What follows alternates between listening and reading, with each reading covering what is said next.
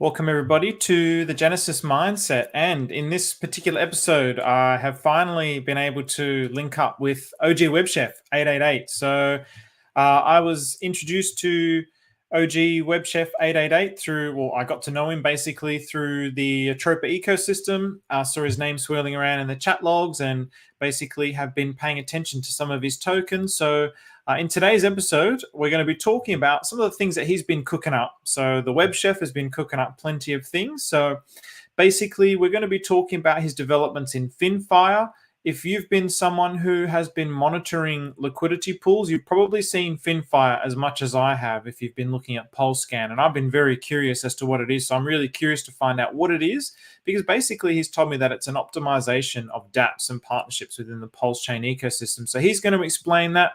He's been cooking up that. He's going to be talking about his new token, Arbitrage, and we're going to be covering some of his older tokens like OGwebchef, the Infinity token, which gives you some rewards, and we're going to be talking about the sentiment in Atropa and Pulsechain. So with that, let's bring up the big dog himself. Steven. OG, what's going on, man? Everything's good. Good morning. Actually, it's not morning for you. You're the tomorrow people. Yeah, man, it's late. It's late. We're in the AMs, but late AMs. So appreciate the time and the platform, buddy. Nah, no problems at all, man. Thanks for accommodating. Thanks for doing it a little earlier as well. So it's good that we can finally link up and connect up. I know a lot of people, in particular lately as well, have been interested in. I've been getting a lot of questions about devs and how to create tokens, and I know nothing about this. So hopefully this is something that you can shed some light on in our little talk today. So with that, as always, I like to always just start by asking how you actually got introduced into crypto and Pulsechain. So if you want to just give like a brief background, because I honestly have no idea about it, so I'm very curious myself as well. Yeah, so I started mining, like I started really seriously mining in 2015. I started mining Monero, and I just was like, I need to mine cryptocurrency because I'm not a fan of banks. I'm not, I got over finance, and I was like, how do I, get free from the finance world that we're all used to, or, that it's in our matrix. So I wanted to leave that finance matrix. And yeah, I started actually, just having a bunch of rigs, and I set up some GPU rigs and I started mining. And, originally I didn't start trading crypto till like 2020. I was just mining the crypto and holding it. And yeah, it's just, my background has always been technical. I like exploitation, and I have a very strong background in cybersecurity. So, my heart's always been just in cryptography, algorithms, scripting, and I have about 18 years as a dedicated webmaster.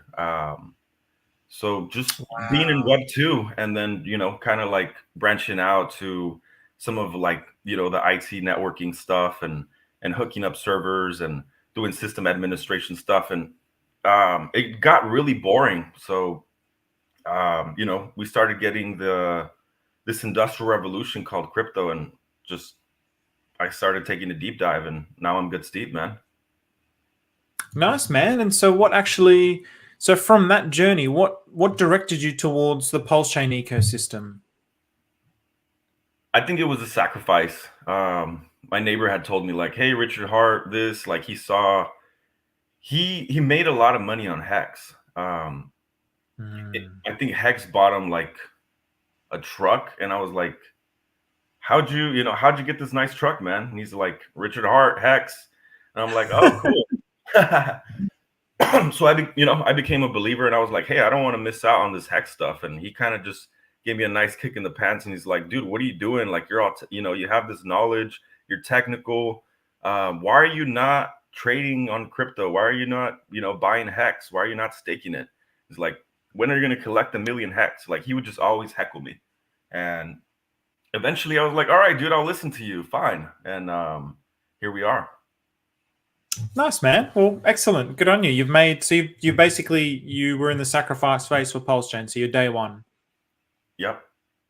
Nice. Awesome. Awesome, man. Well, yes, good to have you here. So, and then, so 18 years experience. So you're a dev, basically.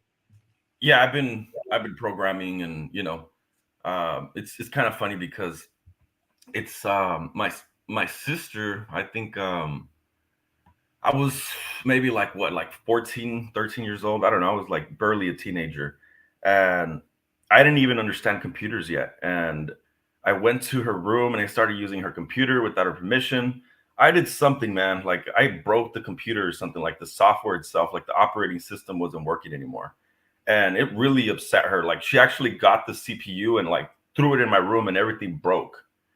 So I was like, damn, like, what do I do? I have to solve this now. So I found a way to piece the computer back together, reinstall the operating system as a teenager. And it's just, I started just, this, it seemed very natural to me, like everything that had to do with information technology. Hmm. Okay. So it was something that kind of serendipitously stumbled into your life. And from there, it's kind of developed into this natural passion. Yeah, I think it was like eighth grade where I was learning the basics of like HTML. And then my computer lab tutor, I think he was showing us like different stuff with like PHP, one of the original programming languages, and it was very fluid. And I remember looking at like eBay and like a couple of the first websites on the internet, and I just I basically looked at their code and I studied the logic and I recreated it. And that's basically how I learned how to program. I've been self-taught since I was a teenager. Wow. So you've had no formal training whatsoever. Not really. Just recently, I went back to school to get my master's in IT. So just Oh, recently, I'm wow. like So catching up because I had all this experience of being self-taught, a bunch of clients, but I didn't, have my actual degree. So I went back to school. are you still at school at the moment, or you finished that now? I'm on a 3-month break actually right now. So starting in June, I'm supposed to start it back. I'm not too sure though if I'm gonna go back to school right now because man, Pulsechain is fun. Working with Atropa and doing all these cool puzzles, like it beats the system. So I like it Yeah, there. man. 100%. And honestly, with degrees, I have a degree myself, and I loved it, but it just doesn't compare to working. Like getting the actual real life experience, it really doesn't compare. So if you're getting that experience in Pulsechain and you're having a lot of fun, then maybe you've got all that you needed from the degree so far. So do you think you'll go back to finish it, or? Yeah, very likely. I want to actually sit comfortable first. Like I have a lot of different things that I want to actually accomplish before I decide like, hey, I want to get this degree still. But and then at the same time, like I wanted to actually do I wanted to be a researcher, like for um, you know, everything that has to do with technology. And honestly, I think AI would take my job. So I don't know if it's worth it. Yeah, man. On that, honestly, like, I mean, I'm sure you're aware things like ChatGPT can do some coding, but now they actually have specifically designed applications that will do all the coding for you with text, like just text prompts. So you don't even need to know coding. So in the same way that you can do text to image and text to music, you can do text to coding now as well. So it's really it's really taken all our jobs. So For sure. ah, cool, man. All right, so let's get into it. So let's start talking about some of these babies that you've been cooking up. So why don't you take the reins and tell us a little bit about Finfire? So as I mentioned earlier, Finfire is actually when I was on PulseScan, I kept seeing Finfire everywhere. I'm like, what is this Finfire? It was in all the different, not in all of them, but it's been in a lot of different liquidity pools that I've seen within the Atropa ecosystem. I keep seeing like 2 tokens and then also Finfire in there as well. And I'm like, what is Finfire doing in here? Why is it in this liquidity pool? So yeah, tell us a little bit about Finfire. So my first project, a lot of people don't know, it's Finvesta. We launched in Finvesta, July. that's the one that you see. And yeah, I started as an experiment, really. I really wanted to do something where it was going to be paired to all these different liquidity paths, and it has a 5% tax, which 4% goes to burns, and the 1% is for self-reflections. And I just started pairing it to a bunch of stuff, and it's just I felt like I needed to create an actual protocol for it. So that's when the idea of Finfire became about, and that's around the same time when BFF was actually at our target at $8,000 per token, and I was like, well, we have Infinity, we have a bunch of BFF wells, we're at the target. I think that we need to have a protocol where people can contribute to the liquidity and be incentivized with Finfire. So Finfire is our native rewards token. Okay. So is Finfire and Finvesta then connected? Because it was actually Finvesta's the one that I've seen everywhere. Yes. So the thing about Finfire, we actually, we're inflationary because we need to feed the master chef for the rewards when you're staking. And we implemented 1% tax for Finvesta reflections. So you could do a mixed strategy. You could either stake your Finfire and earn more Finfire, or you could just, hold some of your Finfire and you're going to be earning more Finvesta. And it's a 3% tax total. So that 1% is Finvesta reflections. The other 1% is for a buyback and burn, which is flexible. And when we started, it was actually burning both BFF and Infinity through the LP. And recently, when Sunny launched Die Hard, I was experimenting with doing some buybacks of a couple tokens. And I know you had Disco Stew here, or Stu. So when I made my first change on Finfire to do a buyback, I changed it to Disco Stew.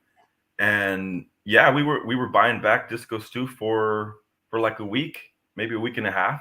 And then I did like a community poll on our Finfire Twitter, and we're like, hey, which token do you want to burn? And at the time, Die Hard was going on a really crazy run. And I'm all about PDI, just like Atropa and Sunny Kayamato, like we're all about PDI. And we will do anything what it takes to actually speed up the actual peg. So I was like, why not Die Hard? And the community spoke up, and they're like, yeah, burn some Die Hard. So we're burning Die Hard. We have you could actually launch the dapp if you scroll up a little bit.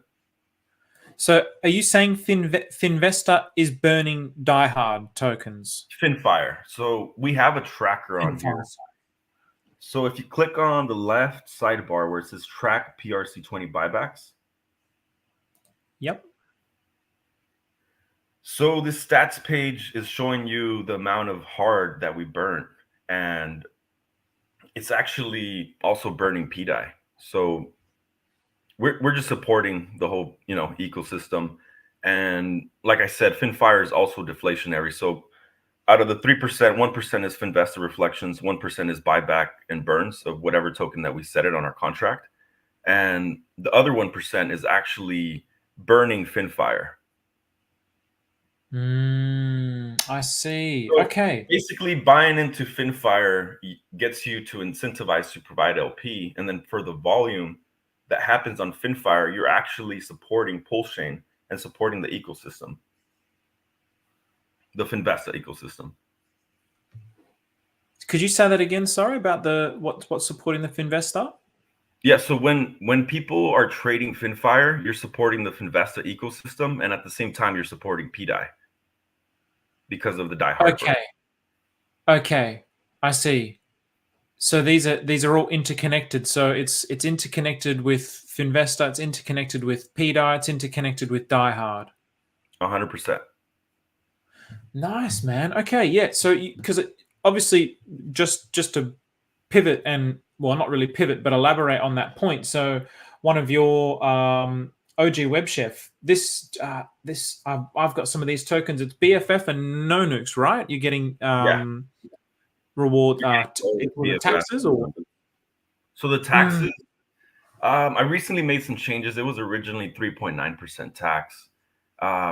We actually lowered it to 3.69%, and we basically split the 2.1% to both BFF and no nukes rewards, and we have a 1% auto LP stacker. So every time, every transaction, 1% is actually going to buy back Infinity and also buying back PLS and adding it to LP. And we have a 0.5% tax that actually burns Infinity and sends it to the Annabelle contract. So Infinities is getting really deflationary, and it's just stacking LP while paying the holders. So we got some pretty cool tokenomics and math going on in the ecosystem.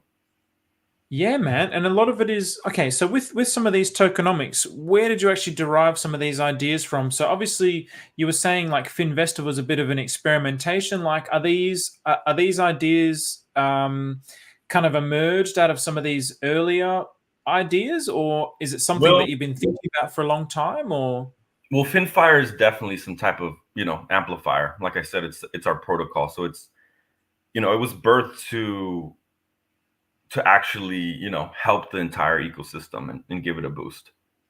Okay, nice. So Finfire here, right? So so we got Finfire. Okay, so it's gonna take us to the same website, isn't it? So Finfire, So Finvesta. we actually did get a website.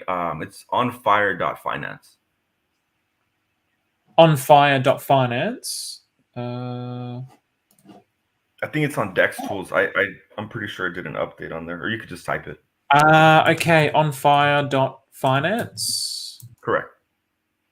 Let's have a look.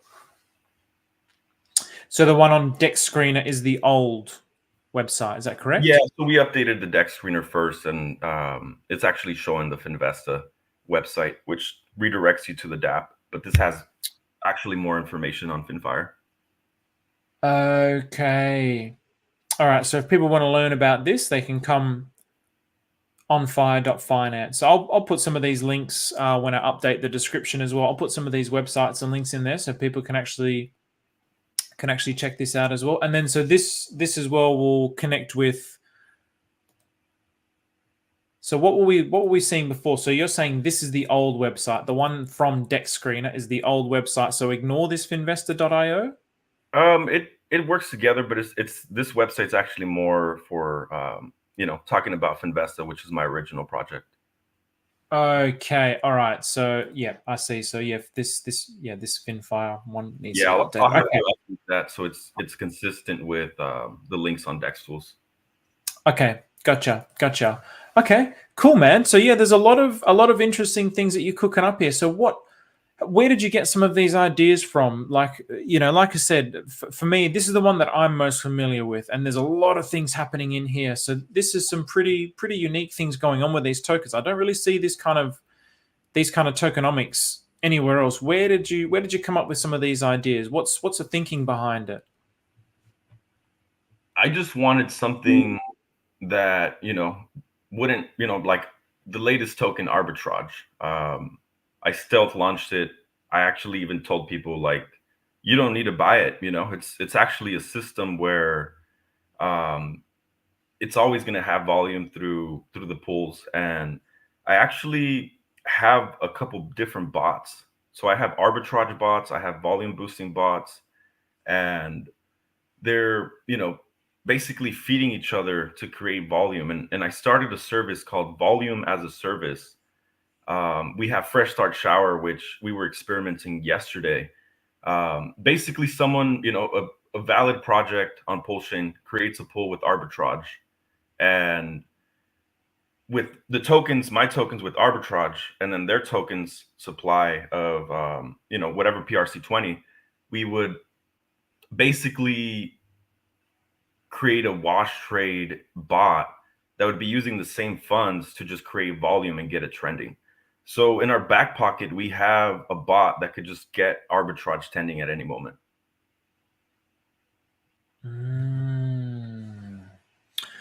I think, and this was one of the big ideas behind this as well, wasn't it? It was to generate volume. That was one of the original. Yeah. So the IRC, the reason why Infinity was even created, it was actually not fully my idea. I'm all about abundance, and Infinity.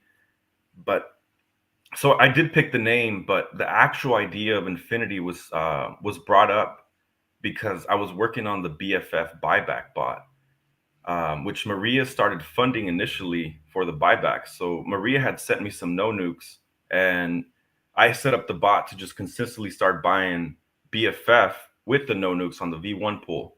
And someone brought up like they started contributing for no nukes, and we just didn't have an actual system where we could be consistently buying back BFF. So someone in the IRC just brought it up and was like, hey, what if we, have OGwebchef create a new token with the purpose of creating a system that auto funds a wallet with no nukes to buy back BFF. And in the same transactions, while it's doing that, it's going to actually send that BFF to the 414 address to the Atropa's dev wallet. And all that would be used for liquidity placement at the 8K target per token. So Infinity was created by, the community, really. It was a community request. Yes, okay, because that's where I first became familiar with you from. I've seen your I've seen your name quite a lot in the chat logs in the past. So this obviously was created for the purposes of BFF when it hit that 8K target.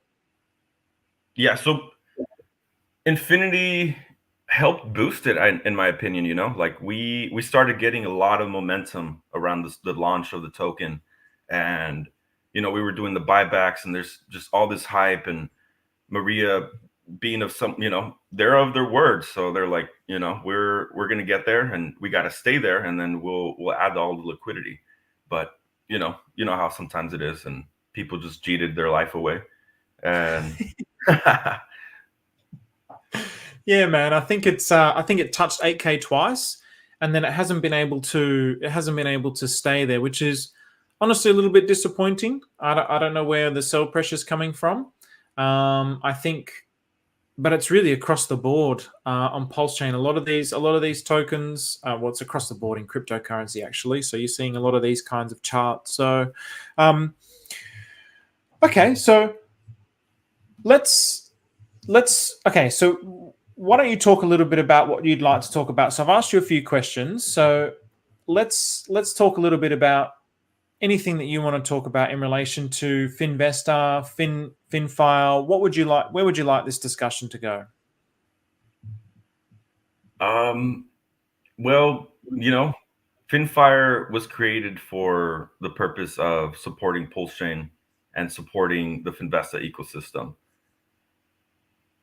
Okay, so Finfire was created for Finvesta. So let's go into, because this is I think you were saying Arb is your newest one. So we'll get to Arb in just a minute. But what would you like to tell us? What more would you like to tell us about Finfire?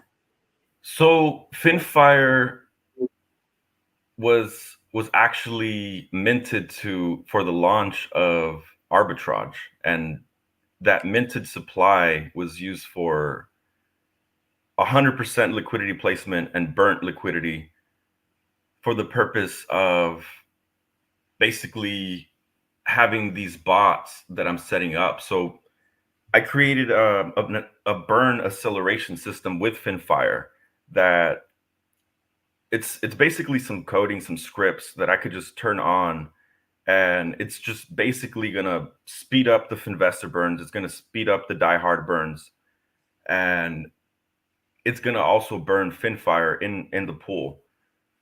So it's basically becoming a token with a lot of scarcity and supply.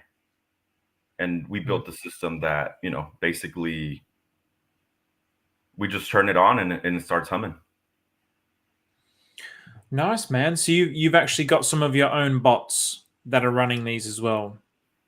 Yes. So trading between the Arbitrage and Finfire pool, since it's the actual thickest. I think we burned about $200,000 of liquidity. Wow. Okay, $200,000 liquidity so far. So have I got the right? I imagine. Have I got the right one here? Just because it's got one of those dirty candles at the start. So this is the Arb. So the best pool is probably Arb Finfire. Arb Finfire. Let's take a look at that so we can elaborate your point through that.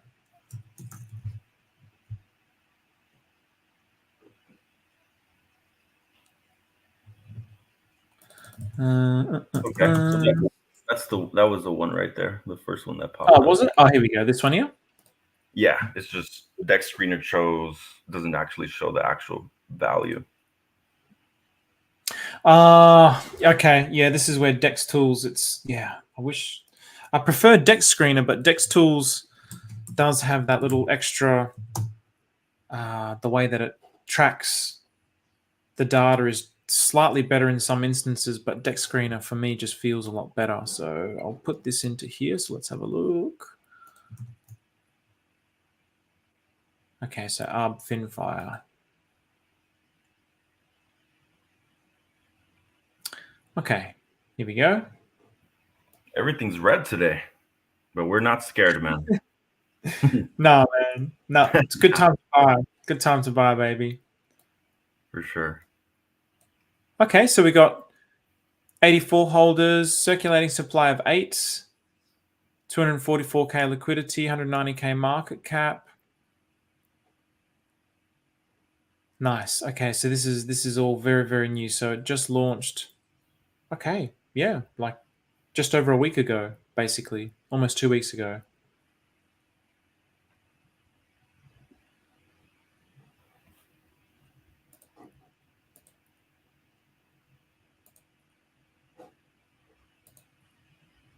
Okay, so why don't you tell us a little bit about Arb then? So Finfire is basically the center of this ecosystem that you're creating. Yes, and Arbitrage. Say that again? Sorry. Yes, I was going to say, how does Arb plug into that? So Arbitrage has no tax at all whatsoever. I wanted to try, or I wanted to do something where I noticed that some of the projects were getting more sell pressure than others at the moment, and I noticed that Finfire was actually not getting any sell pressure anymore, and I felt like it's a perfect time. You know, we did a rinse out of people that were just there for short term, and I wanted to actually make it so where the majority of the control of the supply had a similar setup to no nukes and discovery, where no one like could actually hurt the shard in the sense where it was very expensive to get a lot of the supply initially.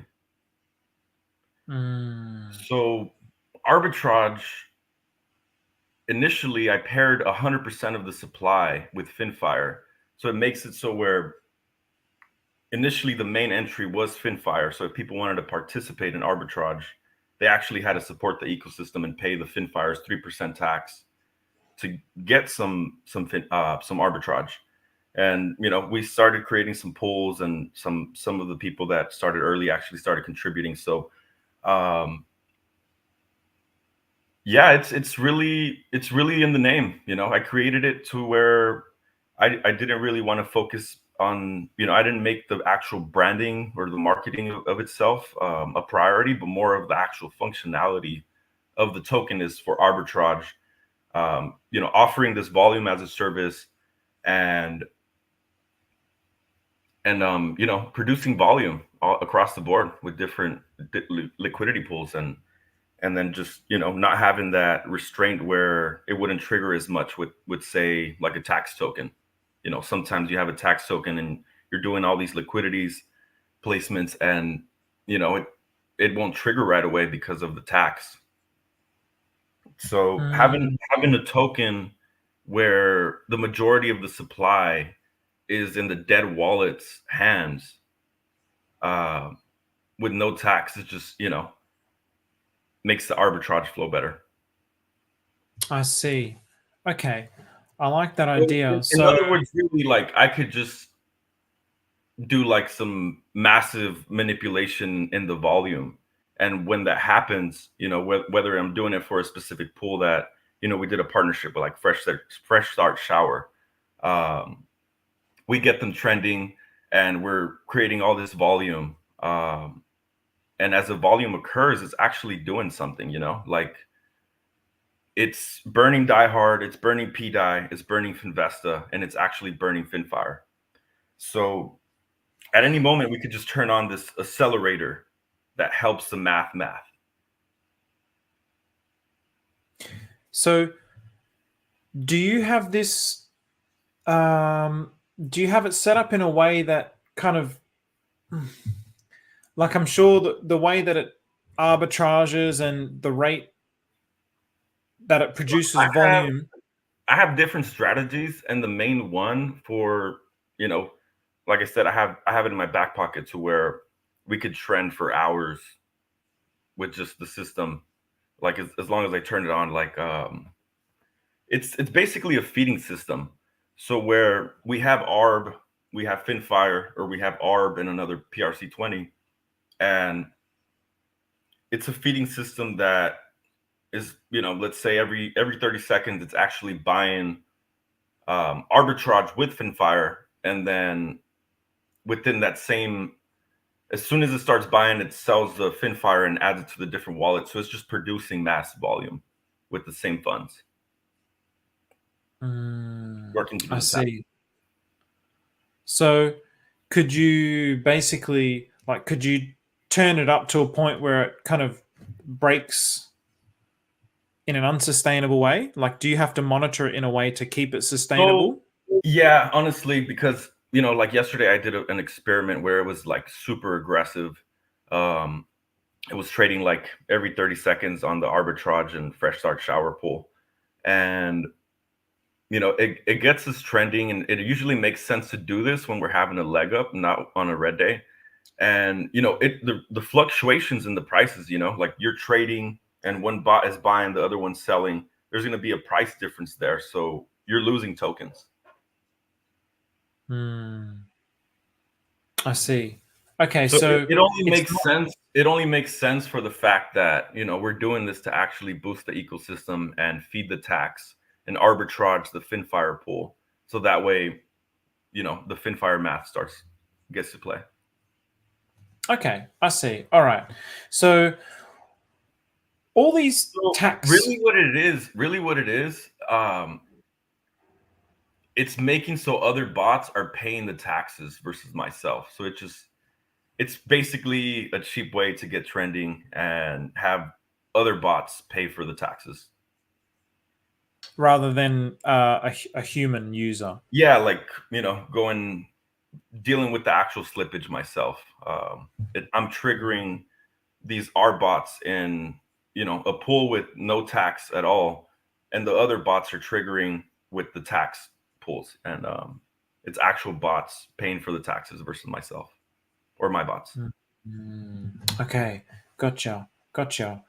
So honestly, this concept of taxes, is this something that's unique to, like, is this something that's quite new and unique to Pulsechain? I'd actually never really, I hadn't, to be honest, I'd never even really heard of reflection tokens till Pulsechain, but I'm imagining there was reflection tokens before, and same as like tax-based tokens, or is this something that's completely unique to Pulsechain because of the... I did see like Binance Smart Chain. Binance Smart Chain has always had a lot of, you know, different innovative developers where, you know, they do these different type of experiments or reflections. But yeah, what we're doing on Pulsechain is definitely like at a whole nother level, in my opinion, for sure. Okay, so it's an idea that was birthed in Binance, and now we're kind of taking it to the next level. Yeah, so it's an EVM thing, you know, it could be done as well on Ethereum, but, you know, it just doesn't make sense. Like I've seen, you know, some tokens that were birthed on BSC, and then they're like, hey, we're going multi-chain. We're going to launch our reflections token on Ethereum.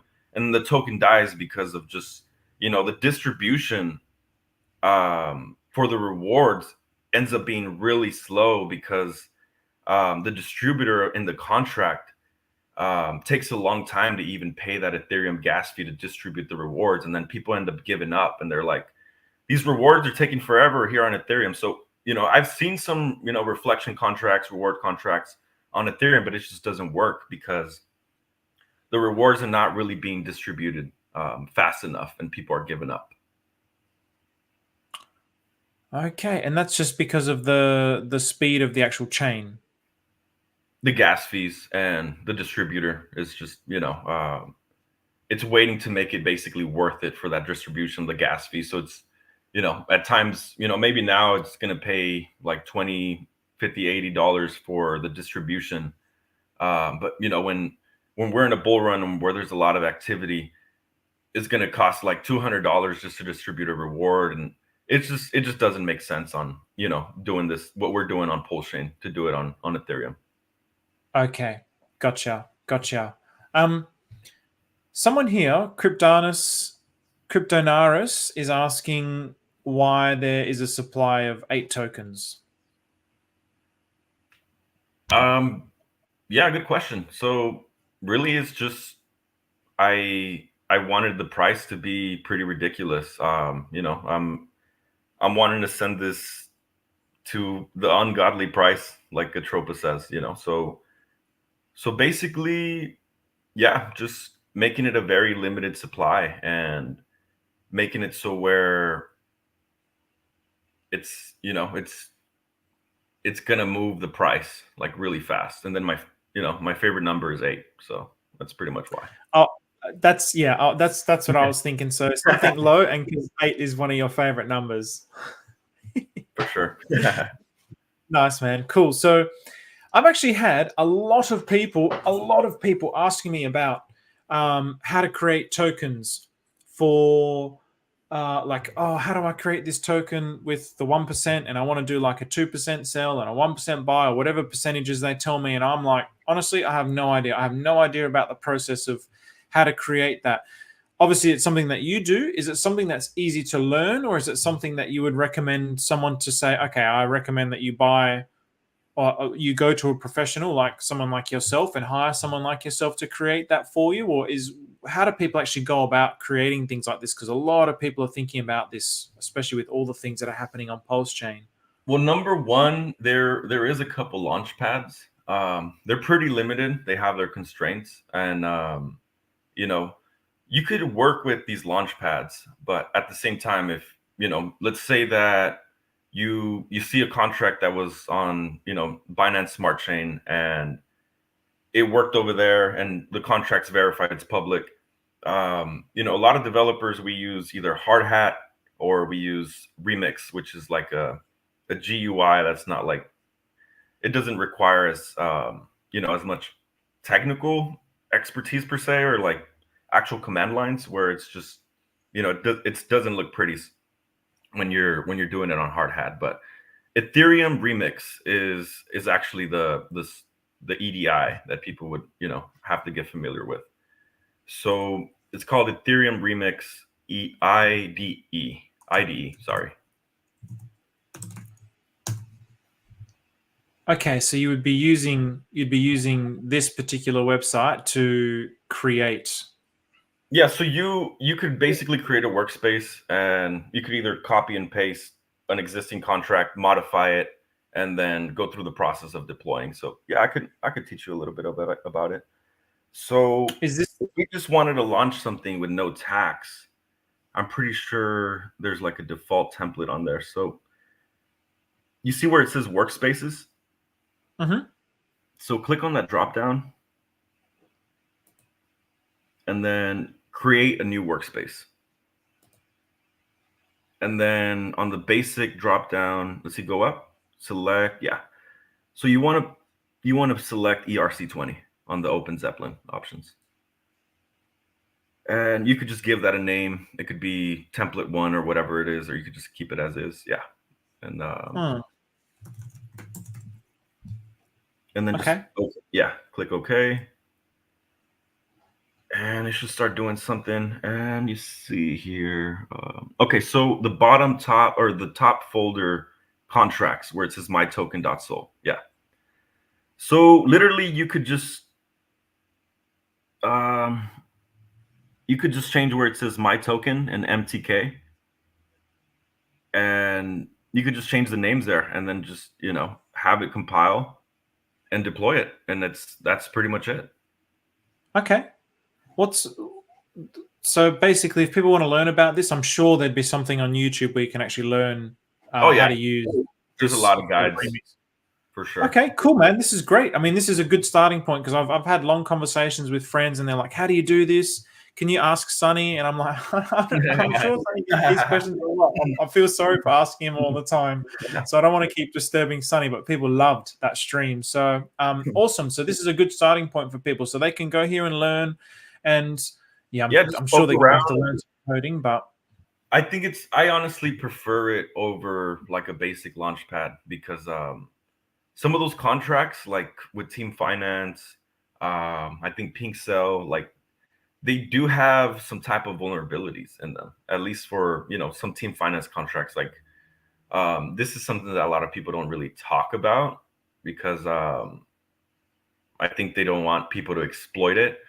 But a lot of those tokens, even Finvesta, like every token that has a self-reflection, PLS pup, A1A, B2B, the Grace currency, these are all self-reflecting tokens. And due to the Uniswap, like the actual, like the LP contract for Uniswap or for Pulsechain, it has a function called skim. So basically, if you renounce your contract, like I just want this to be known, honestly, if you launch a self-reflecting contract and you renounce it and you're adding more pools to it, you're basically allowing an exploitation to where, it's not always significant, but if you have a lot of volume, people could just call a public skim function and basically take from the reserves. Like the LP contract is treated as a wallet address and it starts earning those reflections. And someone could go to the actual LP contract, any specific one. You could look at a top holder of the Grace currency. That's just basically not PLS or WPLS LP. And that's actually earning reflections. And if you see that it's earning a decent amount of reflections, anyone could just go to the contract, interact with the contract somehow to call that skim function. And it actually extracts some funds from it, which it welcomes volume. That's a good part. But I would honestly say that renouncing a self-reflections contract is probably a mistake in the sense to where you want to exempt all your LPs from being able to be skimmed or from earning reflections. Because if an LP address is earning reflections, that has an option to be exploited from some of these launchpads. I see. Okay. All right. So that's some good tips. So is this the one that you do? Is this what you use predominantly to, for example, have launched Finfire, Finvesta? Is this the one that you use? Yes. So Finvesta, I did use Team Finance, but pretty much all the other contracts, I've used Remix. Oh, excellent. Awesome. Thank you. Thank you for that. Because, yeah, a lot of people have been asking. So at least now there's a resource that people can actually start to look at. So cheers for that, man. Just want to address this question here. I'm not sure. I don't know if you know anything about this, OG, but me personally, I've never bought hard. I got given some from Sonny because he was asking influencers and builders to give their wallet addresses. So I've actually never bought any. So do you know? Have you had this issue? The only thing that I would recommend here to 6-inch meme is either if you're doing it on Pulse X, to turn off the auto router and either try with V1, V2, and then adjust the slippage on both and just see which one is going to work there. You might actually also need to use a smaller amount of tokens. Try that as well. Have you had this experience, OG? So I've Finvesta has a 5%, so that's usually like a lot higher than people are used to. And I've been, people have told me like, hey, I can't trade it with an aggregator. So sometimes an aggregator does not like tax tokens. So make sure you're not using an aggregator DEX. And like you said, sometimes you just got to turn off the auto router and stick to V2. And the best path for diehard is die. Okay, so he says I do not use aggregators. Okay. Yeah, I would increase your slippage to maybe 13-15% and use V2. So use PDI to buy diehard. Okay, there you go. So 6-inch meme, give that a try, man. So maybe go through that route. So that is actually a very good point, actually, something that we should emphasize, that I continuously emphasize on this channel with the Atropa ecosystem. You have to go through the right routes. So you might not actually have a direct connection. There should be a direct connection between Pulsechain and DAI, but the pool might be small. So just for example, it might only, I mean, it's not going to be this small, but just to illustrate the point, it might only have 1,000 Pulsechain in that pool and, I don't know, 0.01 diehard, for example. So therefore, if you're trying to trade like 2 million Pulsechain for diehard, there's actually not enough in that pool to create that trade. But if you go from Pulsechain to DAI, PDAI, for example, where it might be like 100 million Pulsechain with 100 million PDAI, then you can trade your 2 million into the PDAI, and then from the PDAI, there might be a 100 million PDAI with 100 million diehard, and then from the PDAI, you can then go into the diehard, and there's going to be no slippage. And of course, also, just like OG said, don't use DEX aggregators. So hopefully that answered the question. I wanted to just address that because I like answering people's questions. And of course, because Finfire is integrated with diehard, which is really, really cool. So it sounds like you and Sunny really do some things. We got some mutual intentions, mutual goals, and yeah, we're working towards it. So together we achieve more. Everybody achieves. Together everybody achieves more. Team. 100%, man. Yeah. Coexistence. Yes, for sure. We gotta do that. And that's I don't know if you've seen, but I set up just to kind of like freshen up the space a little bit with like different vibes. I set up an 888 bot, which is kind of like a life coach on the Infinity chat. So every 3 hours we get some positive affirmations sent to the chat by itself. Oh, that's sick, man. So that's on the that's on the Telegram for which one? Infinity Telegram. For Infinity Telegram. Nice. I'm in there, but I'm in so many Telegram chats. Yeah, I bet. But that's cool, man. Man, the space has been a little bit toxic, and I don't keep up because I'm just like stuck in builder mode, and like, I get a little bit of previews, like, sometimes when I'm like, oh, what's going on Twitter or something, and then you just get like a little bit of preview of some of the toxic stuff going on. It's like, okay, I still don't know what's going on, but let me just be the positive force to reckon with, and in the midst of the chaos and the toxicity. And yeah, man, I think a little bit of positive affirmations can really cleanse the soul, and yeah, just we're all reflections of one another, really. So it's important to put those good vibes out there. Yeah, I mean, you're talking my language now, man, and obviously I hate being called an influencer because I don't consider myself an influencer. I'm just a dude that likes talking, and I just like sharing things and learning together. And but because of the fact that I'm on these social media platforms a lot to try and help and spread and share, like, you inevitably get absorbed in that. And like, well, you don't get absorbed in it, but you just keep witnessing it. And yeah, there's so much toxicity, and everybody just wants to be right, and it's so annoying, and everybody thinks their token is the best, and it's just like... You know what's funny about that? Before I launched Arbitrage, like, I was playing around with like some different, like, I really, one of my goals here is I really like putting smile on people's faces, adding some light humor or whatever it is. And I noticed that was kind of like the sentiment a lot, where just like, we can't actually get behind a single token, like, the collective and Pulsechain, to be like, yeah, let's all support PDAI because if we support PDI, that's going to make Atropa look really good. It's going to onboard people. And it's just, I had this funny thought where it was just like, make a token called BTY, better than yours or something, just because, like, what's going on? Like, there, we all have our quirks, and it's just, we don't have to compete with one another. Like, we could all make it together. Like, really, what it comes man. down. Yeah, 100%. And on that point, let's pivot into Atropa, because that's, for me, that's a really interesting phenomena that I've noticed probably only within the last month or so. It's really clicked in my mind that the competitive nature within the Atropa ecosystem, there's like hundreds of tokens, but within the ecosystem, there isn't like this, oh, Atropa's garbage, come and buy teddy bear, or teddy bear's garbage, come and buy TRSI. Like, there is no competitiveness in there, because it's all kind of under the umbrella of the Atropa ecosystem. So everybody's mindset is like, okay, we've got this goal. The goal is we want to peg PDI. We want to peg the P stables. So how can we do that? Well, the Atropa ecosystem is created, and that's one of the design intentions of it. So there's the umbrella and that goal that we're all working towards.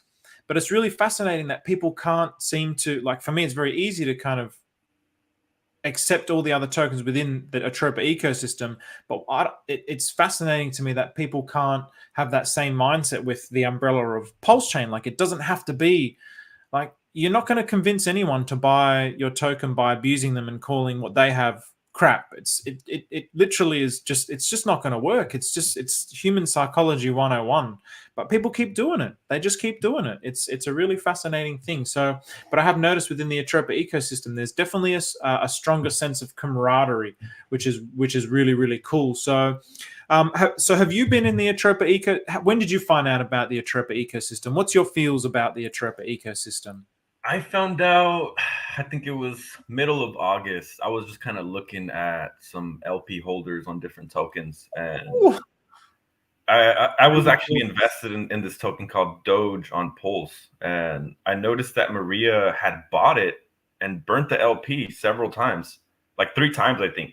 Just, I like, the blockchain kind of shows me that they basically bought this token Doge on Pulse, and then they like overbought or something, and then they just they added LP with the Atropa, so it was Doge Atropa, and then they just kept burning the LP. So they placed LP like 3 times and then burnt it all those 3 times, and it had like a very wild run. I think this was like in the beginning of Pulsechain, like in May. Yeah, like May 11th, May 12th, something like that. And it might have even, I think it was around that time. But yeah, I started seeing that Atropa had a bunch of LP webs, and one of them was, this meme called Doge on Pulse. And since then, I just, I didn't really think much about it at the time, but I was like, they're a really big holder. Like, I think Atropa and Doge on Pulse have like over $100,000 in liquidity between each other, and burnt liquidity. So this Doge on Pulse is basically kind of like a leverage on Atropa, which is really cool. And Maria set it up that way, and it's all burnt liquidity. So yeah, it started off like that pretty much, and then Teddy Bear had its run. I started, the IRC launched, and there was all these puzzles, and like, Atropa launched MV, if you remember. And Yes. I really beat myself up when that launched, because I honestly did not believe it at all. I was like, what do you mean that someone that's smarter than me could, interact with the contract and then just, pay like 8 cents on gas and print like $2,000 just like that? And I just couldn't believe it. And the fact that it happened, like, I think I was just talking to Steady Pup about this yesterday. Like, Maria is a big blessing on Pulsechain, because, like, a lot of this stuff goes over our head, but, a lot of things that people don't understand too on top of it is that, Maria is really smart, and they're a computer scientist. They're a hacker at heart. So they build stuff, you know, that there's a bigger picture behind it. And some of them could be seen as like, oh, this experiment, if it was an experiment, is just completely failed, or it was exploited and only the exploiters won. But the way that I see it is, you know, these experiments, these activities, these puzzles that are occurring, they're actually giving us something to talk about here on Pulsechain. And then, you know, like Atropa Dev, it's very obvious that they're welcoming volume, they're welcoming gains, and they're welcoming this whole system of like balancing between tokens with, you know, the different LPs that are placed. And it's pretty wild, honestly, because I think Atropa's the greatest teacher here on Pulsechain. Just we're getting, you know, I see it as like we're getting paid in knowledge by being involved and participating. And so how do you participate with the Atropa ecosystem? Do you buy all, like, for example, do you buy all the tokens? Do you buy, like, do you have a set of core tokens? Do you provide liquidity? How do you actually, well, obviously you're also creating tokens to support the ecosystem. Yeah, my strategy has really been just buying, even if it's a small amount of every single token launch, and then, you know, adding liquidity and just letting it run. And that's basically how Finvesta started really, you know, getting attention, because I went on a business trip and I had paired like, I remember I had like $20 of Finvesta and then $20 of BFF. And I think BFF was like worth like $3 at the time or something. And it had like really tanked, and like Finvesta was going on its own run, and it had liquidity with BFF. And I left for this business trip. I didn't get the memo of like, hey everyone, remove your liquidity with BFF because we're about to pump it hard. And I just left it on there. And I remember I looked at it and it was like pumping. BFF was like at $100 or something. And I looked at the liquidity with Finvesta and BFF. There was 40 BFFs in the LP. And I just let it ride. I never removed it, and it pumped Finvesta, you know. So it was like, I just let it be, you know, just like whatever it's gonna be, I just let it be. And it gave us a really strong boost. And I think it went from like 40 BFFs to like 1 BFF or something. And I just like sent that to the Annabelle contract. So it's just, you know, we're gonna be riding the BFF Finvesta wave for life. And yeah, it's just crazy, man. Like sometimes, you know, Atropa does some really cool things to where, you know, you can't sleep on Atropa. Like you could have a coin where the momentum died, and then out of nowhere, Atropa starts buying it up, has a system in place for it, has a rewarding, you know, puzzle for it, and it makes the world of difference when you're, you know, doing these liquidity plays, because you don't have to trade, you don't have to be around. The LP does the trading for you. And you know, kind of how I see LPs, or, you know, like liquidity placements, is when I add LP, it's just, you know, these are either 2 tokens that I really believe in, or there's a touch of volatility that I want to add to my own token or token B. And, you know, setting that that price impact depending on the amount of, you know, the value of that liquidity. So yeah, I'm super thankful, because I think just by playing around, adding LPs to like just about every Atropa launch has shown to be a really good strategy. And I can see a couple other developers doing it as well. I think I saw on the pub there's some developer that made a token like strictly for every single Maria launch. His token is paired to every Atropa launch, and that's, you know, that's the dynamics of this token. And I think it's genius. And I think the more of us that start doing things like this, we're going to see a lot of price appreciation in our own tokens when we do these things. And we are seeing more and more people start to catch on to that idea and want to actually participate in that idea. But it obviously also requires a certain amount of liquidity. How much value would you say would be a good, in USD terms, would be a good starting point for someone who wants to actually participate in something like that? So I'm gonna put it this way: if it's a brand new token, you don't have to invest too much. You know, it could be $50, $100, maybe even less.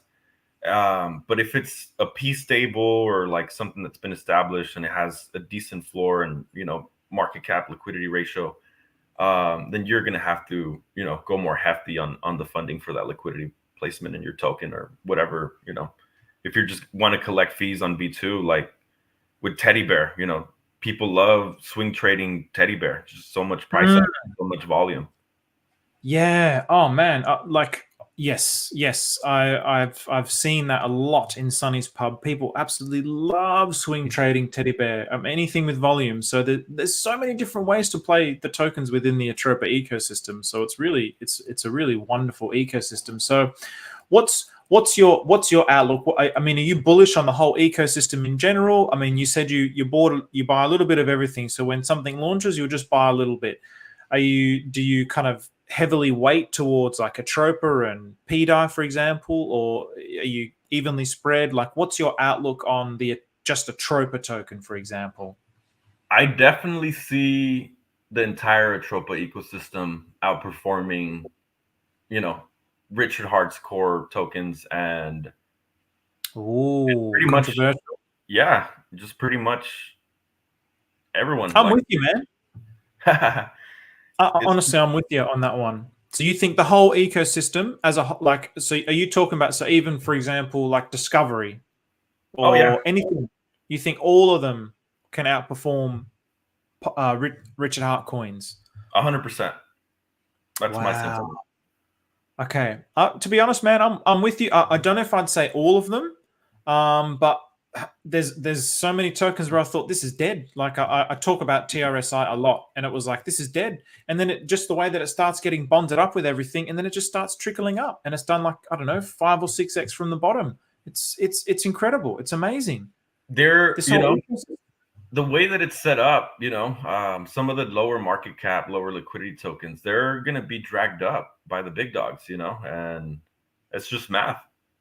Mm. Okay.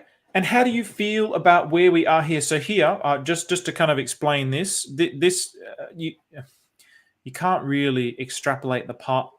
I mean, you can use the past as an estimate for the future, but this was basically just essentially tracking the little bull and bear interim bull and bear markets within the Atropa ecosystem. And if we look here, so I was calling these phases. If we look here, my personal prediction is we potentially have topped out in this little I mean, not a mini bull run, but for this, how many months was this? 114 days. What's that? So like that's like 3 to 4 months. So then we had a 2 to 3 month down before we started to recover.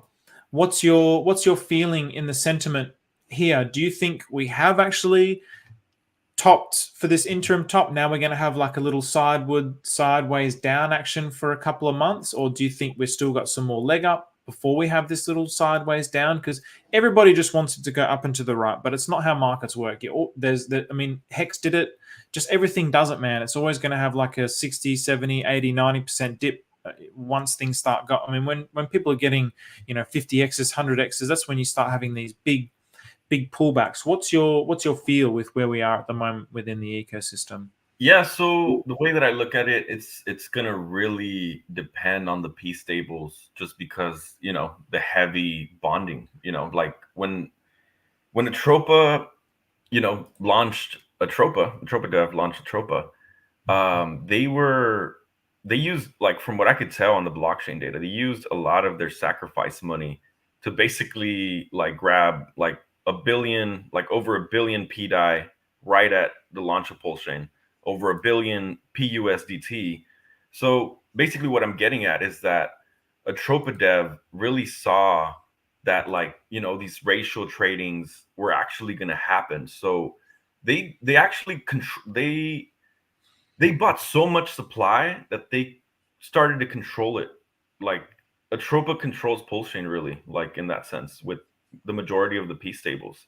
No one else is going to be able to have as much of the P stables that the burnt liquidity placements have. And that's just, and if someone tried, like, they're going to have to spend, close to $1 billion maybe. And even then, like, I don't even think it's mathematically possible due to, the liquidity being the way that it is already. Like, they would have to buy so much Atropa. And as they're buying Atropa, it's going to basically balance out all these P stables and the different pools, to where that supply is not going to be up for grabs anymore. So I'm pretty sure there's probably less than like $250 million, like, for example, PDI left. So no one is going to be able to buy 1 billion PDI again, unless we have like a massive, like, downtrend on Atropa and, something like that. But if Atropa doesn't go on a massive downtrend, no one's going to be able to own more than, 500 million PDI ever. Like, that's just what it is. Yeah. They saw an opportunity and they took it, and now they control the P stables, the, PDI and PUSDT. And, and even EHEX, like, man, EHEX. Like, Maria owns, I think Maria's like top 4 holder, maybe top 3. That's what I heard of EHEX. Yeah, I think the last number I saw was 3rd. He was 3rd, so that's so good. And what I love about that as well is it's going to bring eyeballs to the Atropa ecosystem. I think this last big I've seen the metrics on my own channel. This last big push in the Atropa and Pulse PDI has really brought a lot of attention to this particular channel. So it's really generating interest. But there's still so many people that either don't even know about it. I went to a meetup, a Pulsechain and Hex meetup in October last year. So it obviously Atropa was still new, but nobody knew it. Nobody knew about it. Out of those, I probably spoke to maybe like 25% of the people there, and nobody knew even what Atropa was. Nobody had even heard about it. Maybe one person had heard about it. Whereas now people are really starting to like, oh, what is Atropa? And then once we start to see Hex, I mean, obviously Hex is the foundation of this whole ecosystem. And so if fingers crossed, Maria does some goat moves with that EHEX and starts pairing it up and bonding it with something within, like with all these things within the Atropa ecosystem, starts working the magic, starts just basically in the same way that we're seeing with Atropa, like, again, I keep going back to TRSI. When we see these tokens bottom out and then get bonded in such a way that they can start going up and to the right, if we see that sort of phenomena occur with EHEX, which I don't see how it's not going to happen, then it's just going to bring even more attention to the Atropa ecosystem. So a lot of the tactics is, Atropa Dev really explores participation and encourages it, and encourages volume, encourages, people to just participate. And the tactic really is, it's always hit them in the head. Like, that's kind of how I see it. Like, like it's kind of like we're not doing what everyone else is doing, and we're always reinventing, and, Maria is just on a whole nother level, and people are not keeping up, and they're not going to be able to keep up. And it's hard to keep up. Yeah. So Maria has mentioned that, all this EHEX is actually going to be staked once EHEX staking is available on Pulsechain. Maria is going to stake that EHEX, and that yield is going to be used for Atropa buybacks. Wow. So we're not going anywhere. It's we're gonna see some really awesome things. At least that's how I see it. And wow. Okay. Do you think they could use some of that supply to bond it to certain things to help the EHEX price also go up, or do you think he's just gonna? Has he? It already happened with this token called James Cook, and I think on the code base on the Busy Toby GitHub, they call it Sukuk or something like that, SUKUK. And this token, you could find it on the ticker's James Cook. It's pretty decently bonded to EHEX through this other token called Security. So Security pumps, James Cook's pumps. It's, that James Cook is bonded with BFF. So in other words, EHEX has a massive run. We're gonna see BFF run with it on top, of all the other amazing liquidity placements that are gonna drag BFF up. James Cook is definitely one of them. So let's see. Okay, so that's a decent liquidity pool. Yeah. They might add more, but I think that's a decent start. Nice. There seems like there's something going on there. Put a little rocket there. Seems like there's something going on there in any case. So whatever it is, Maria's going to be cooking something. I'm sure. I'm sure there's some ideas there, as well as obviously And even further. myself, like sometimes like I'm very technical, but even some of these things, like I don't fully grasp, and it just kind of like I said, just hits you in the head, and you're like, oh, I get it now. Like Maria's just doing some really awesome. I don't even want to call it marketing. It's just like tactics that, hey, look at what we're doing. We're doing some really good stuff, and we're bringing a lot of eyes and the confidence in Maria too. Like Maria's a fierce person, man. Like really, like there's other project owners here that talk a big game and how they're this and that, but like I honestly don't see anyone being a bigger deal right now other than Maria, and like the contributions that they've given to our world. Like I was telling Saint Wolf, like a lot of people have not realized that Maria actually contributed to cybersecurity algorithms that a lot of cybersecurity professionals have actually studied a cryptography algorithm, Diffie, I can't pronounce it, Diffie-Hellman. Maria created that system. Was that the one? Because he was talking about It's encryption. It's encryption basically. Okay, that was one he was talking about where it was some sort of for the nuclear program for one of Bill Gates' companies or something.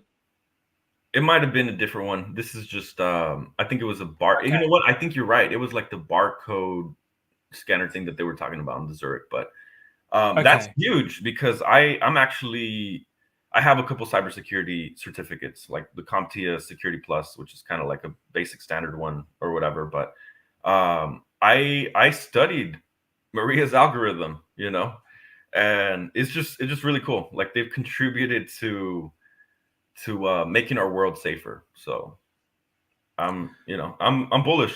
I can't get more bullish. Like honestly, man, when I heard Maria talk, it blew my mind because even because I read I basically I went through the chat logs a few months ago. I went through the whole chat log, like every freaking line, and seeing him talk in the chat log and then actually hearing him speak, it's like the same, but it's the way he talks in the chat log is like, is he crazy? What's going on here? But then you hear him talk and it's like, oh, the intonations, now I understand what he's saying. It just blew my mind. And like you said, I don't feel like there's any dev that I just feel like he's probably one of the best devs on the Pulsechain ecosystem. Like he's not on Twitter boasting about his creations and how good am I, and like he's just doing the work. Like that's exactly the kind of qualities that you would want. He's just working, man. He just grinds all day. He types everything in the chat log. He's creating tokens. He's monitoring things. He's moving things. He's adjusting things, and they're stuck on builder mode. We're stuck on builder mode. We're not like, we're just doing our thing, and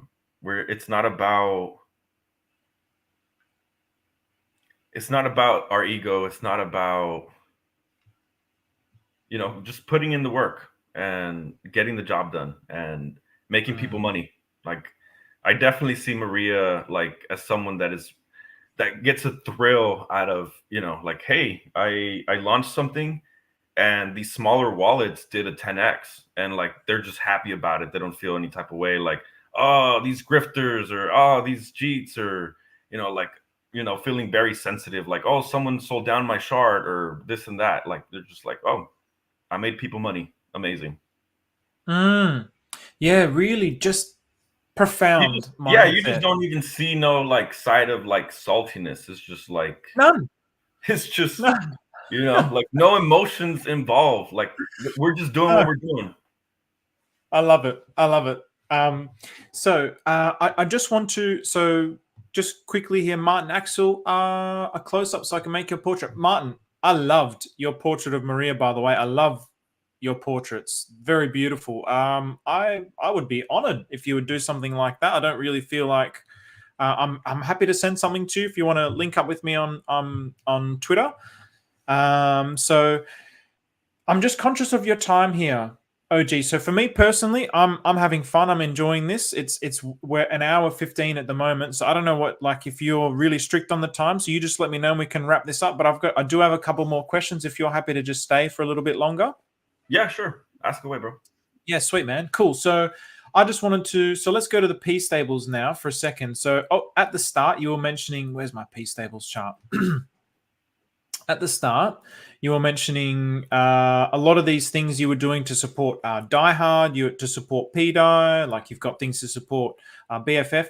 What's your perspective on this? Because my perspective on the P stables is that the objective of the Atropa ecosystem, from when I was reading the chat log months and months and months ago, was that it's to stabilize the P stables. But there's a huge focus on PDI. What's your opinion? How do you feel about it? Are you like more like, without doxing yourself? Are you more weighted in PDI, or do you are you spread evenly across all the P stables? How do you feel about it? I think that we're all just crazy enough to make it happen. But as far as I'm pretty spread apart.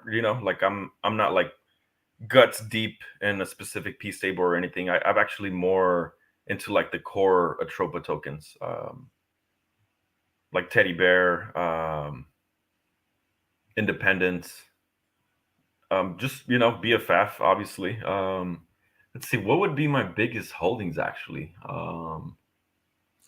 More so, not in the. So I'm talking just about the P stables here. So I don't actually own too much of the P stables, to be honest, but I'm all for it. I'm supporting it because I know if we support the P stables, everything else is just going to run so hard. Okay. And so your outlook as well, then obviously in that sense, is all the P stables are going to do it. Like if PDI is going to do, I mean, you see it in the chart. Okay, yes, they're lagging behind it, but they're moving at the same rate. Essentially, they're just lagging behind. So I don't see the more of us that get behind supporting PDI, even if you don't own a big bag of PDI, like we're all gonna make it together as long as we get behind the Atropa developer, in my opinion. Yeah, because behind PDI, maybe you don't you don't have to like Atropa dev. Maybe you don't have to invest in them, but support PDI, and we're gonna have a lot of eyes on Pulsechain. It's the greatest narrative in crypto right now. So from the perspective of the greater good, your feel is still keep a focus. I mean, the natural focus is towards PDI. I personally think that the P stables are going to peg. If PDI is going to peg, then the P stables will peg. That's my personal feeling. Because look at Mentisa, right? Like it's super connected to USDT, so it's all set up to all PDI, PUSDT, PUSDC. They're pretty much all right there. And I was learning the other day. I was in an alpha group where, I guess you could. This is not common knowledge, and it's I'm not trying to scare anybody, but if there is if PDI and PUSDC are too far off in the prices, you could actually collateralize your PUSDC to mint some PDI in return. So basically, you put your PUSDC in a vault from the PDI maker, and you could mint some PDI in return. So it's really not profitable, but there is some some people that have scripts or bots that basically they see, like PDI and PUSDC have some type of arbitrage opportunity with the price discrepancy, and it basically buys up the PUSDC, puts it in the PDI maker vault, and then it mints some PDI. Okay, but at the moment, it's not really something that's very profitable. Yeah, it's not lucrative at all, and people pretty much gave up on it. And the math going on across the board, whether it was us as a collective or Sunny and Atropa contributing to it, they're all pretty much very close to each other, as you can see here. Let's see. That's it. I mean, so I'll put this on the 3-day actually, but basically, the way that I visualize this happening is that PDI is going to be the first one to get there, but they're all, I mean, even these. So USDP, no one talks about USDP, no one talks about Frax. These are two more. Again, they're basically the same as USDC and USDT, but I think it's really good that the focus and the energy is around PDI, because it gives like a centralized focus point. If 20% of the people are saying no PDI and 30% of the people are saying no PUSDC, it kind of scatters the energy a little bit. For sure. Well, it scatters the energy a lot. Whereas if all the focus is on the PDI, and then you look at the way that they're bonded together, okay, at the minute it's looking pretty scrappy, but if this is the PUSDC and PDI, like for a long time, it was around this sort of this 1-to-1 ratio, and it kind of gravitates towards this 1-to-1 ratio. So I do imagine a future where PDI will get to $1, and then these are going to be lagging behind. They'll be 80 cents or 70 cents, whatever they are. And the people are going to basically arbitrage between these charts, and that's how it's potentially going to stabilize all of them. That's how I kind of see things. So okay, yeah, I think it's really awesome that I think that we're all participating, and through all our collective efforts and participations, we're going to make this happen.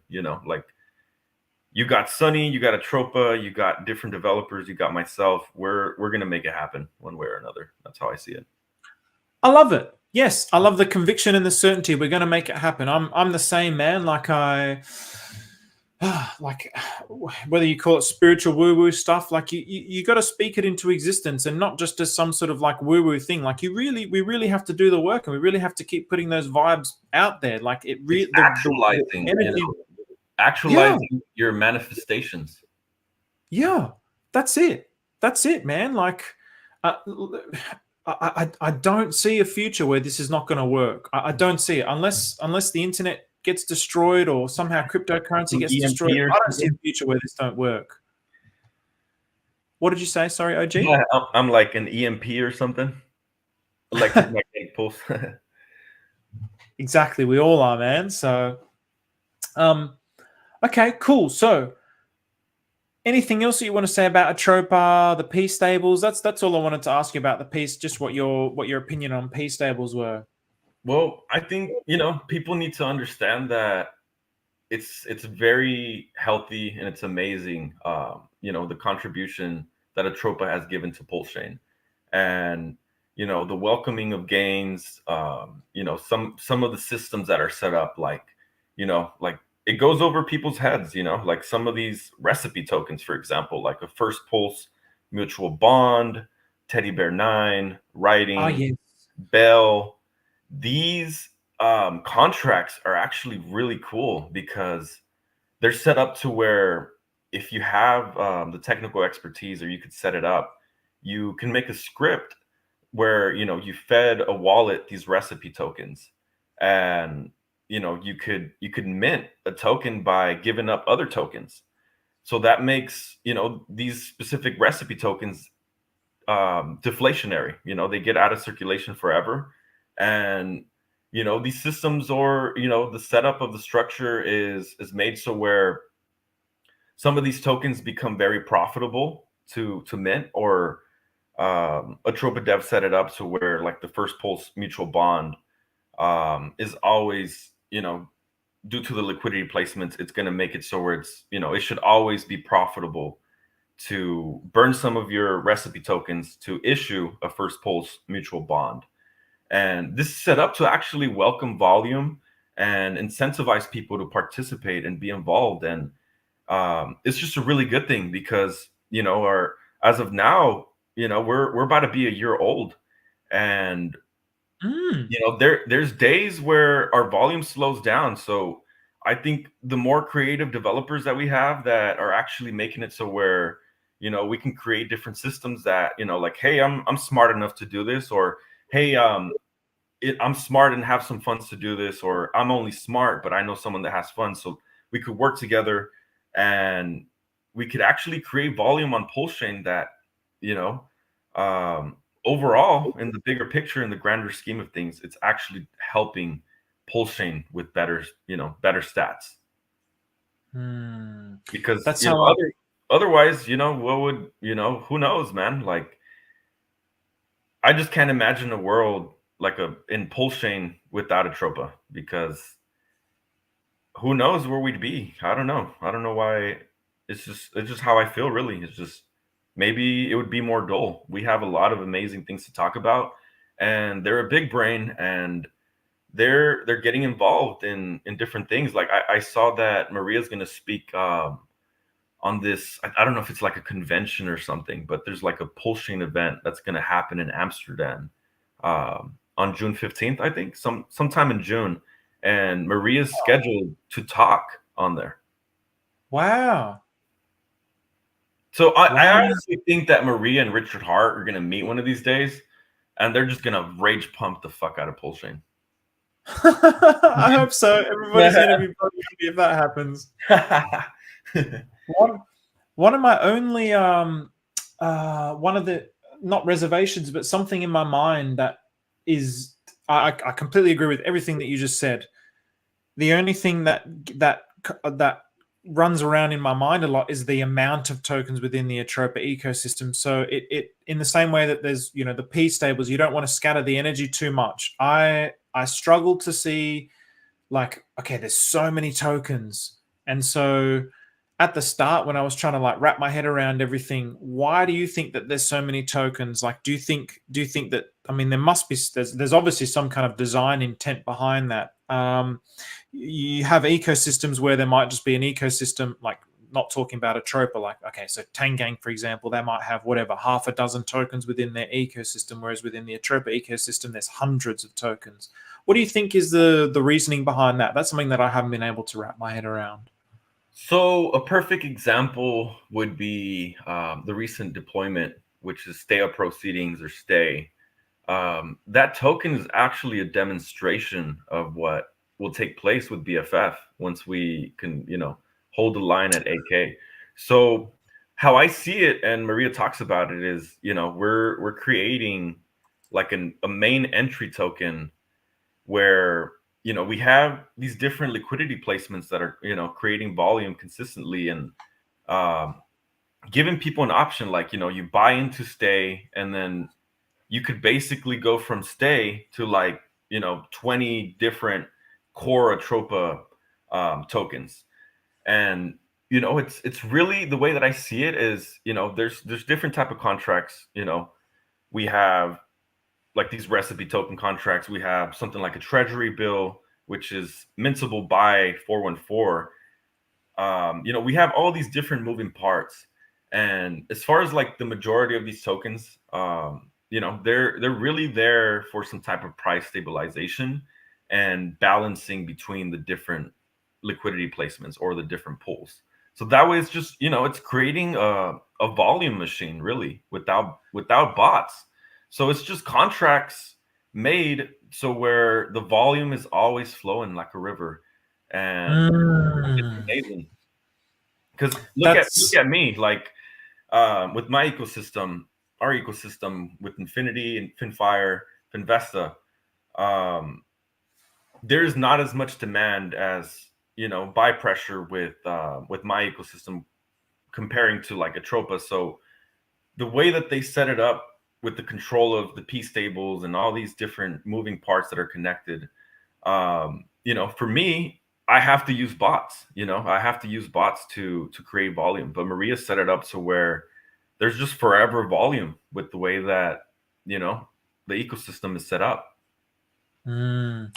That's vaguely how I've pretty much considered it as well. That there's so many tokens that the liquidity that kind of flows through and in between and combines them is where the magic actually exists.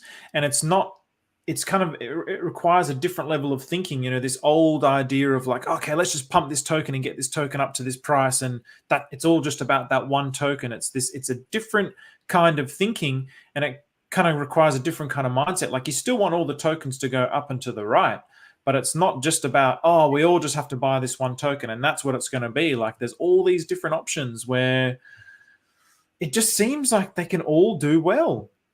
We're basically kids at a candy store, kind of like, that's kind of how I see it. Like, you know, we want to shop around, and Maria's giving us the option to be like, oh, look, this looks good over here. Oh my God, this liquidity is super thick, or this token's got this going on, you know, like, so you start with something like Stay or BFF, and then you're getting exposed to the different liquidities as well. And, you know, you could, yeah, it's making it really easy and smooth, so where, you know, it's not really causing price impact when, you know, you start in one coin, Atropa token, and then you're like, hey, I want to move into down, or, you know, where I want to go into teddy bear. Like, there's all these different liquidity where you can kind of token hop, I guess, for lack of a better term. And I know that was one of the things that he was hoping to achieve, basically to attract certain types of, like, people with $20, like small buyers. You can basically look at the maps, look at all the different kind of tokens, and yeah, like you said, token hop, and I can jump from here to here, and I have to go through these pools, and then you can play how you want to play that as well. You can just be a buyer, you can trade, you can swing trade, you can ratio trade between tokens, you can provide liquidity between tokens, you can just stack in one particular token, you can stack across a variety of tokens. Like, there's so many different ways that you can play it based on your own preferences, which is something that I also really love about this ecosystem. For sure. And, you know, I've seen where, you know, we get into a token like Stay, and, you know, we do a 5x, and then we're like, hey, you know what? Stay is connected to Teddy Bear 9, or, you know, it's connected to Annabelle. And, you know, I really don't have enough Annabelle, and my money has appreciated on Stay. So I could kind of like DCA some of those profits into the other tokens as well. So it's a really nice setup for sure. It's beautiful, man. You've mentioned Annabelle a few times. Do you want to just, because Annabelle's got a unique position in the Atropa ecosystem, do you want to just clarify that so everyone's familiar? So Annabelle is basically Atropa's, you know, the actual Annabelle token contract address is treated like a dead wallet address. And a lot of these liquidities that are placed between different tokens, new launches, you know, instead of sending it to the 0x369 official burn address, or, you know, the dead address, we send it to Annabelle. And that basically means, you know, we burnt the tokens forever. And the really funny thing about Annabelle, in my opinion, when the game, the layer 2 system comes out, there's gonna, it's just funny because you could mint Annabelle. It's not easy at all. But if you mint it, it's not profitable at all. So it's kind of like a gag joke kind of thing, because it just mints like 666 tokens in we. So that's like 0.1800666. So it has no actual value. And yeah, I think Atropa made this to just kind of, I think they eventually want to take this token to buy the rights of the Annabelle film. Right. So it's super random. We know Maria can be so random, and sometimes I feel like, you know, it's just kind of like different personalities, like Annabelle or Sheila Jackson Lee, which I was doing a little bit of research on Sheila Jackson Lee, and apparently she's like a Congress, or was a congresswoman from like Houston or Texas somewhere, and very disruptive politician. And I think they mention it for a reason. Like, it's kind of like when they mention Sheila Jackson Lee or Annabelle, it's kind of like like a witness thing, like a court thing. I still don't fully wrap my head around what it all means, but it definitely has to do with some type of like witnessing in court type political thing. That's my way of understanding it. But yeah, Yeah. Sunny, myself, Maria, and a couple other developers, we love sending tokens to Annabelle. You know, Annabelle gets hungry, and we feed her tokens. Oh, nice. I love it. Well, cool, man. Is there anything else that you want to talk about within Atropa or within your own ecosystem? Yeah, pretty much. You know, if you want to support, definitely any trading on Finfire is going to boost Finvesta. It's going to boost PDI, and yeah, I think people have a a safe place to park their money when it comes to Finfire and Arbitrage and just the ecosystem as a whole, because the math is good.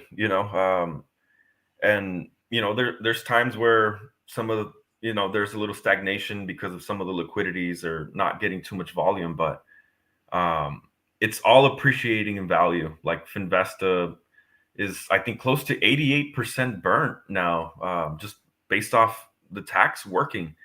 And Finfire, a lot of Finfire supply is actually burnt in as well through the burnt liquidity with arbitrage. And then, a lot of my token allocations, I just send it to the dead wallet. And, that 1% deflationary tax on Finfire is actually going to being burnt to the 0x369 or the official Pulsechain burn address. So if you're into deflation, I think you would like the ecosystem that I built. Love it. And the fact that so much of the supply is burnt is very bullish. It's converting that sell pressure into buy pressure. So that's also brilliant. So there you go, folks. Finfire. Anything else, OG? Yeah, man. Just if you want to soak up some of these positive affirmations, join the Infinity Telegram. And yeah, I think we pretty much covered everything. And let me know if anyone in the chat has any questions. I'm happy to answer before we go. Yeah, if anyone has any questions, shoot them away. And what I'm going to do as well, all the links to Finfire, Finvesta, the websites, I'll put that in the description after I finish this stream. So if you wanna catch any of that, you'll see it all there. I'll put the links to the Infinity Telegram as well. I'll put which one of your Twitter handles do you want me to put on there as well? Because you've got a few different ones. So I'll put the Finfire one. We got a marketing team that is pushing Finfire PRC pretty heavy. But they could give my personal Twitter a follow as well, which is Escobar HC. Okay, I'll add them both. So cool, man. It doesn't look like there's any questions coming through. Everyone's pretty quiet, just paying attention. I think it's going to be a fair bit to absorb. I mean, I know for myself personally, I'll as with all of these streams, I go back and listen to them because it's kind of new as well for me, and it's really until I actually listen to it again and see it more attentively, like I'm trying to listen to the conversation, follow what people are saying, it gets a bit hard. So I know that I feel like this was quite a rich conversation, especially the start of it as well. There was a lot of things there that were just kind of going over my head, but when I listen back to it, I'll be like, okay, yeah, that's what he was talking about. That makes sense. So if anyone's got any questions, feel free to ask. Otherwise, thank you very much, OG. This was really enjoyable. I really enjoyed this. I was a little bit scared because it was going to be so late. My brain was. I know, right? I know. Thank you for your time, brother. Seriously, much love. Nah, no problem at all. Thank you, man. This is, like I said, this has been really, really enjoyable. So, yeah, and thank you for everything that you're doing for the ecosystem. Thank you for the building. Thanks for the positive affirmations as well. That's awesome. We just need more of that stuff, man. Like it's. I see energy. Just it's all energy, man. And we could all contribute to making the world less corrupt in our minds. I feel like sometimes I personally felt like to where, you know, I bet even Maria sometimes feels like a freaking alien or something, where they just, you know, we're part of this world, but it doesn't really feel sometimes like we belong. So like just having that, those affirmations, you know, that's a mantra that I think more of us need to follow. Just being able to affirm and realize that, you know, you got what it takes, and that you're a winner, and that you are somebody. I 100% agree. I have, I wouldn't say a contrarian view, but a deeper view on affirmation. So um, it was something, honestly speaking, my mind was so negative in the past, like so extremely to the core. Every single thought was negative. Like 99.9% of my life was just negative thinking, negative perception, blaming, hate, anger, resentment, just total trash, garbage mind. And I couldn't absorb any of the like positive affirmations and mantras. Like it didn't work. It was like it's like um, trying to plant a vegetable in a garden full of weeds. Like it's not going to take root because there's just too much crap in there. That's how my mind was. So I've done a lot of work on like reflecting on my mind and clearing my mind through meditation. And from there, I love affirmations. They didn't work for me in the past, but now that my mind is like clear, it's the first thing that I do in the morning. I wake up in the morning, I'm happy. I read my gratitude statements and I get on with my day. And it's like, our brains are just like robots, man. How do you want to start your day? Do you want to jump on your phone and trigger all those negative things and social media and toxicity, and you will set your mood for the day just like that. If it's the first thing that you do, jump on your phone and start reading the toxic crap on Twitter, it's going to set the mood for your day. Like, it's scientifically proven. So if you wake up, positive affirmations, jump into the Infinity TG, read some positive affirmations. Like, it's a good way to start the day. Like, it's not, for me, it's math. It's like math. It's like, it's fact. It's a matter of fact for me. So I think it's as simple as, like, you know, before my father passed, he would always tell me, you know, just if there's a solution to something, you know, don't stress. If there's no solution to something, don't stress. Just letting go of what you can't control, you know, like that's really what it comes down to. And breathing and centering yourself. I love that. And It's easier said than done, you know, like we all have bad days too. You know, sometimes I have a bad day, and that's just makes me human.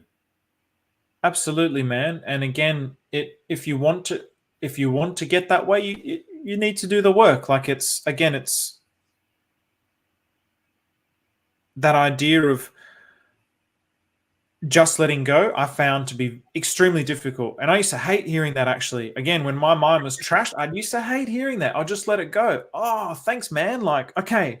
But it's still there, and I'm still thinking like that. I can't just let it go. It's so hard. But actually, like, actually clearing it from my mind, like, that's how I actually let go of these things from my mind.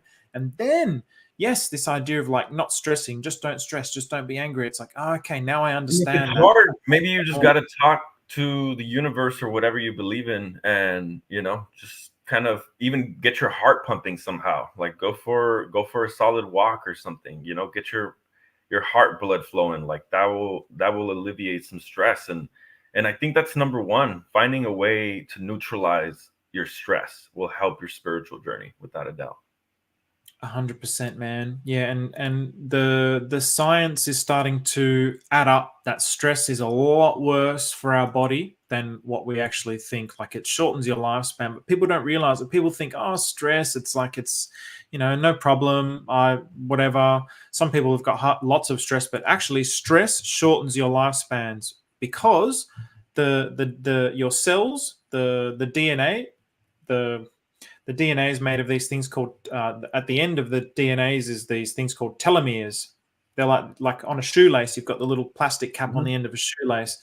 And the telomeres, by stress, by smoking, bad eating, like lots of bad things, it reduces the length of the telomeres. And then once the telomere disappears, that's it, you die. That's the end of your lifespan. And stress increases the rate at which the telomeres evaporate. So once people start to realize these things in the future, man, like people are really going to want to start to pay attention to their mind and their mindset. Watch your telomere. How do you say that again? Telomeres. Telomere. Interesting. Yeah, I learned something new. Awesome. Telomeres. Yeah, look into that. I'll type it into the chat.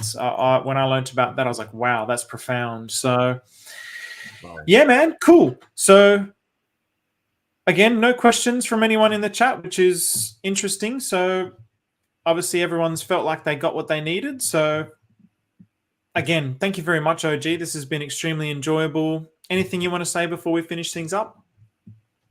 Just stay blessed, brother. Stay blessed. Same to you, man. Appreciate you, brother.